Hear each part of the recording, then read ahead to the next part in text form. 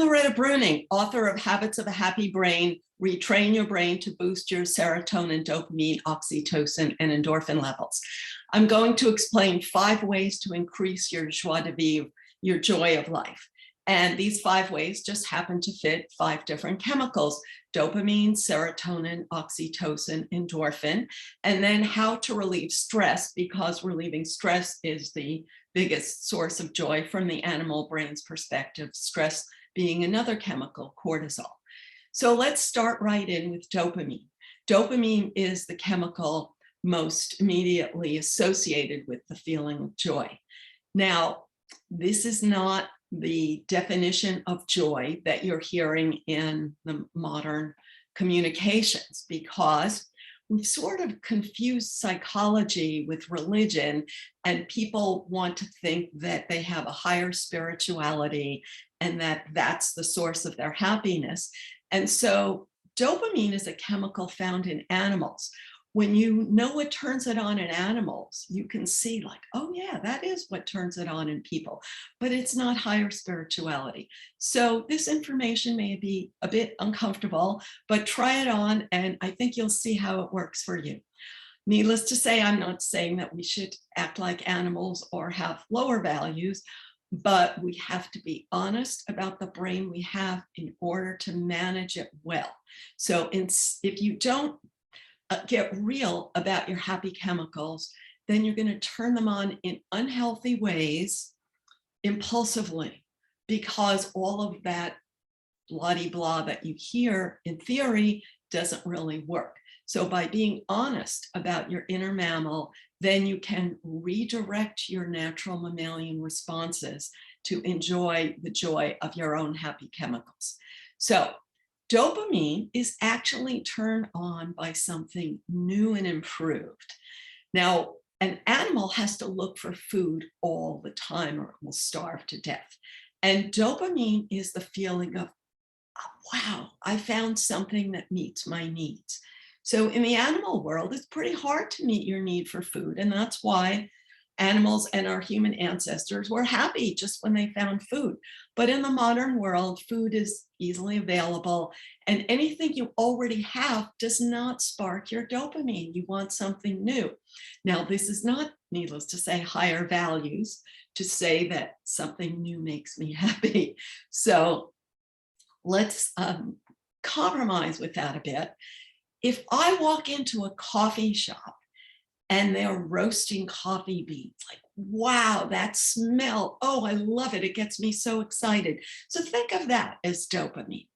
Now, if I got a job in that coffee shop and smelled that smell every minute of the day, it wouldn't turn me on anymore.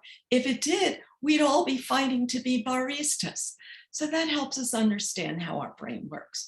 So each of us can understand what triggers dopamine in the context of our own past experience, because your past dopamine is wired, has wired your present brain. So for example, when I was young, I had an opportunity to travel. And when I think about my next trip, that turns on my dopamine. I can't wait. I immediately get the anticipation of reward, which is what turns on dopamine. Now, we all have circuits for anticipating reward, and that's what turns on our dopamine. Now, those circuits were built when we were young, so you may be trying to turn on your dopamine by anticipating something that's not really good for you. We all do that because those circuits were built when we were young and we didn't really have a healthy ability to anticipate consequences or realistic ability. Now it's hard to change those old circuits. So we all try to work with them and try to adapt and add on to them. So think about a way that you can get excited by something new and improved, and yet something healthy. So a simple way to think about that is a goal. A new goal, I tell people to have a short-run goal, a long-run goal, and a middle-term goal. Because when you take that next step toward your goal, your dopamine is triggered, just like a monkey who found a banana. It's like, wow, I can get that banana. It's the I can get it feeling. Your brain has to expect to be able to get it, but doesn't waste dopamine on it otherwise. So if you are dreaming of being a rock star, but your brain realizes that you're not actually approaching being a rock star, it will not waste dopamine on that. So find a goal that you feel like you can actually approach and then take steps toward approaching it. Adjust that goal as needed, and you'll see that that's what stimulates your dopamine. And it doesn't have to be some fabulous, enormous goal, doesn't have to be saving the world. Have a short-term goal that you can reach by lunchtime so that you'll always have a little bit of dopamine. It's quickly metabolized, but then you'll always have a little more with your next step. That's how our brain is designed to work. Now, let's move on to the next happy chemical, oxytocin. Oxytocin is widely thought of as the love hormone or the bonding chemical. So we are descended from creatures who found safety in numbers. We look for a herd to feel good. And in the modern world, this is widely thought of as having the support of a group. Now, of course, we love the support of a group, but if it were that easy, then we'd all be doing it already. So the complication is easy to understand from a baboon perspective. So baboons actually spread out when there's no predator, because spreading out makes it easier for them to find food. So we modern humans are not as tribal as our ancestors. We would rather spread out than follow the herd every minute. Now, baboons stick together as soon as they see a common enemy. And in the modern human world, it's the same. A common enemy is what bonds us. So as you go through your day, think about the people that you're talking to. They're always talking about their common enemy because that's what bonds people. Now that can leave you a little paranoid, a little fearful, because all anybody talks about is enemies. That's the downside of this happy chemical. So how can you get the good feeling of oxytocin, that safety of enjoying social support, that feeling of being protected, which is what your inner mammal is really looking for? If you get it by focusing on enemies all the time or by following the herd all the time, you will suffer. Now, all of us look for oxytocin in ways that worked in our youth, because that's when our neuroplasticity is high. So that's when we build the pathways that tell us how to find it. So how can you get your oxytocin, your nice feeling of being supported, in a healthy way? The simple answer, say it quickly, is mutual trust, reciprocal trust. If I trust you, you will trust me. If I scratch your back, you will scratch mine. Now, this leads many people to bitterness because they feel like, well, I've already scratched everybody's back and nobody is scratching mine. So we have to be realistic about this. Here's a simple way of thinking about it. If I build my bridge toward you, then over time, you will build your bridge toward me.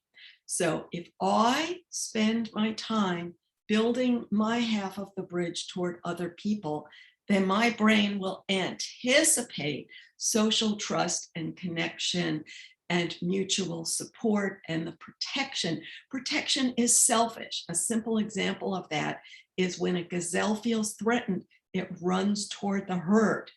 So it's not worried about the greater good of the herd. It's actually endangering the herd by running toward it and bringing the predator there. So that's the way our brain really works. We want protection. We seek protection in groups. And the healthy, modern, advanced way of getting it is to anticipate the good feeling of oxytocin naturally. By offering protection to others, you know that you will get protection from them when you need it. You won't get the protection every minute of every day, because that's the child view of protection that we wired in childhood. And it's not helpful to see it that way in adulthood. but rather to know that we can get it when we need it and we can offer it, and that helps us feel that we will get it when we need it. So let's move on to an even more complicated chemical, serotonin. So serotonin is the good feeling of the one-up position, of social dominance. Now, this is very threatening to think about because it sounds very unspiritual, unhealthy, and even evil to say that you feel pleasure in social dominance.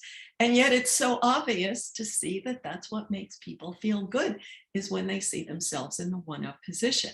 And in fact, when your other basic needs are met, that's what you focus on. That's what your brain obsesses over, because serotonin is quickly metabolized. So as soon as you get that great feeling of being in the one-up position, it's gone, and then you look for the one-up position again. So how can you get it without being a jerk? Now, we easily see that other people are looking for the one-up position, and other people act like jerks in order to get it, but it's hard to see in ourselves. Once again, we look for it in ways that we got it in youth, because whatever triggered your serotonin when you were young built the neural pathways that tell you how to get it today. And so you are looking for the one-up position in ways that worked for you when you were young, and I am looking for the one-up position in ways that worked for me when I was young. Needless to say, none of those ways can work perfectly, because no one's childhood is a perfect prediction of what works in adulthood. And every strategy is not going to work if you keep repeating it over and over, because you're going to overdo it. And a simple example of that, there are many unfortunate examples that you could think of. So one of them is a person who thinks, I can hold my liquor better than you can. That's an example of a child way of thinking about it. Another is bullying. Another is materialism. And another is that sort of sarcastic putting down of other people. So what would be an example of a healthy way of enjoying the one-up position? Would be putting myself up without putting others down. What would be a way to do that is taking pride in my own next step. So think of a way that you can take pride in your own next step. Take that next step that you are proud of. You will feel the serotonin, you will love it, but it will soon be over. And so you will have to take another step that you're proud of. That's hard work. And that's the way our brain is designed to work. And that's why it's hard work to feel good. And yet you can feel good if you do the work. Yay. Now, just briefly, I'm going to talk about endorphin. Endorphin is actually the same as the opioid chemical. It is not designed to be on all the time. It is designed for emergencies only. It is released when you are in real physical pain, because its job is to mask pain with a euphoric feeling, which gives an animal time to escape a predator, which gave our ancestors time to get support when they were injured. So you only get it when you're injured, and you are not designed to injure yourself just to get it. Fortunately, you get a little bit when you laugh. So laughing is the healthy modern way to get it. You only get a little bit, but then you can laugh again and get more. Isn't that great? Now let's move on to how can we relieve threat in order to create a good feeling, because that is the most functional, relevant, significant way that our brain works. So here's a simple example. Imagine you're a gazelle and you smell a predator. Your cortisol surges. Cortisol is what we call the stress chemical. It's designed to tell you your life is immediately threatened. Now, gazelles don't imagine predators. That would be a waste of their life. But the big human cortex is actually capable of wasting its life by imagining predators all the time. Now, what does a gazelle do when it smells a predator? It looks around, where is the predator? so that it can find the best escape path and then get back to enjoying the grass. So what do you do when you imagine a predator? You look around for evidence. What triggered my threat feeling? And that's basically what a lot of people are doing all the time. When you look for evidence of predators, you will find it. And that's why you can spend so much of your life in a cortisol spiral, where the more you look, the more you find, the more cortisol you have, the more you look. So if you know how to manage your cortisol response, then you will get the happiness of relieving a threat. What is the happiness of relieving a threat? When a gazelle finds the escape path, escapes the predator, and then gets back to enjoying the grass. So gazelles don't spend their life focusing on lions. They focus on their next step. How can I find a safe escape path and get back to the grass?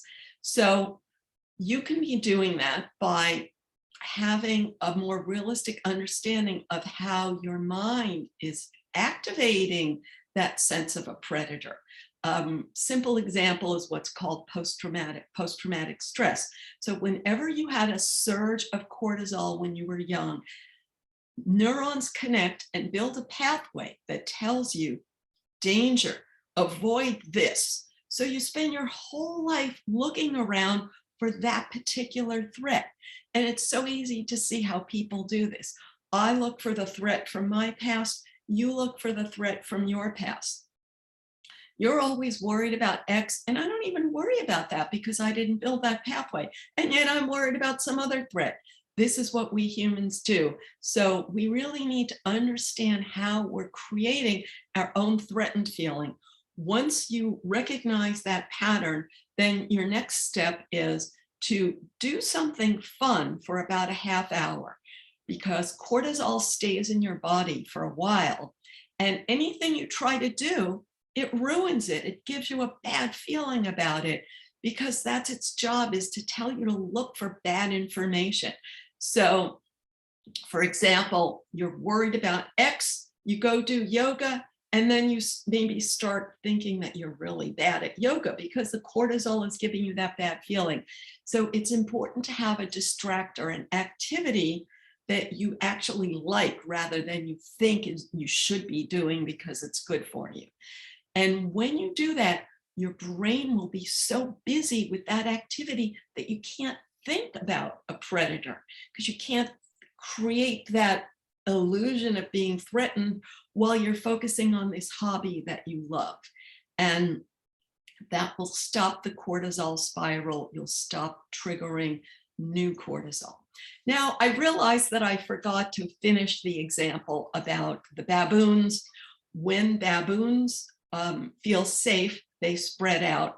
But when baboons smell a predator, then they gather together. So in conclusion, we're always looking for, a lot of people are always looking for that predator, because then they have that good feeling of joining together. And that feels good for a short run. But if you're only joining about negative things like enemies, then you don't get that joy of reaching a goal as you do with dopamine. So you can have power over your brain. You can make decisions about how to stimulate your happy chemicals. You can spread yourself out to stimulate all of them instead of just focusing on the one that you're sort of good at. And you can free yourself from the ways you stimulated these chemicals in the past in order to stimulate them in healthy ways. And the details of all of this are in my books, especially the introductory book, Habits of a Happy Brain, Retrain Your Brain to Boost Your Serotonin, Dopamine, Oxytocin, and Endorphin levels. I have a new workbook that helps you do this in a step-by-step way that's very simplified, that anyone can do. It's called 14 Days to Sustainable Happiness.